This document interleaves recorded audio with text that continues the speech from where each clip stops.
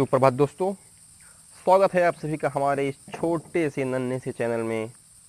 तो आज हम जानने जा रहे हैं पत्र लेखन के बारे में। तो जैसा कि हम सभी जानते हैं कि पत्र लेखन ये हमारे बोर्ड का टॉपिक है, जो कि हमारे 10th और 12th में भी आते हैं ये क्वेश्चन। और ये 7th class, 8th class, 9th class और 11th क्लास में भी रहते हैं। तो ये वीडियो 6 से लेकर 12 तक सभी बच्चों के लिए बहुत ही यूजफुल होने वाली है। तो आइए शुरू करते हैं।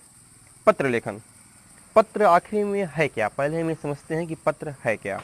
पत्र एक दूसरे तक संदेश पहुंचाने के माध्यम होते हैं। इनके द्वारा घर परिवार के समाचार, अपने मन के भाव और विचार आदि प्रकट किए जाते हैं। मित्रों, संबंधियों, संपादकों, सरकारी कर्मचारियों आदि को पत्र लिखे जाते हैं। पत्र लिखना एक प्रकार की कला है। इनके द्वारा व्यक्ति के ज्ञान और व्यक्तित्व का भी पता चलता है। तो हमने जान लिया कि पत्र होता क्या है। अब हम देखेंगे पत्रों के प्रकार। पत्र दो प्रकार के होते हैं, औपचारिक पत्र, अनौपचारिक पत्र। हम पहले देखेंगे औपचारिक पत्र। जिन व्यक्तियों के साथ व्यक्तिगत पारिवारिक संबंध नहीं होते हैं, उन्हें लिखे जाने वाले पत्र औपचारिक पत्र कहलाते हैं। जिनके साथ हमारे पारिवारिक संबंध नहीं होते हैं, जैसे प्रार्थना पत्र स्कूल में, और व्यावसायिक पत्र आप किसी ऑफिस में हैं, कार्यालय पत्र, तो इन तीनों में ये हमारे पारिवारिक संबंध नहीं होते हैं। और बिल्कुल सेम इसी का जो विपरीत है वो अनौपचारिक पत्र होता है। जिन व्यक्तियों के साथ व्यक्तिगत तथा पारिवारिक संबंध होते हैं, उन्हें लिखे जाने वाले पत्र अनौपचारिक पत्र कहलाते हैं। उदाहरण के लिए मित्र एवं संबंधियों को पत्र। जो पत्र के अंग होते हैं वो मूल्यतः इसके 10 अंग होते हैं। जो ये पत्र लेखन के अंग होते हैं ये 10 होते हैं। पहला, पत्र प्रेषक का पता, फिर तिथि, फिर संबोधन, फिर अभिवादन, फिर विषय, फिर पत्रारंभ, फिर मूल विषय एवं कलेवर, फिर पत्र की समाप्ति, फिर आत्मनिर्देश, फिर हस्ताक्षर या फिर नाम।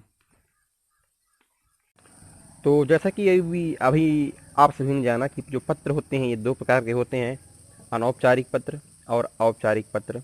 तो अब हम नमूना पत्र देख रहे हैं औपचारिक पत्र का, जो कि मैंने लिया है स्थानांतरण प्रमाण पत्र के लिए आवेदन।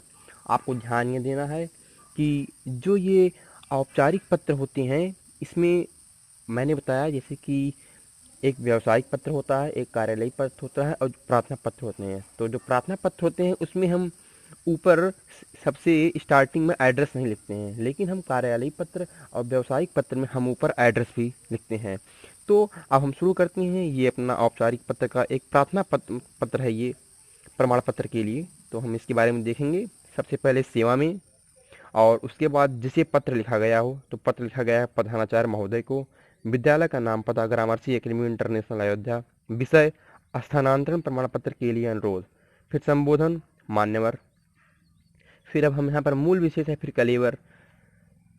सविनय निवेदन है कि मैं आपके विद्यालय की 8वीं कक्षा का छात्र हूँ। मेरे पिताजी का स्थानांतरण लखनऊ हो गया है।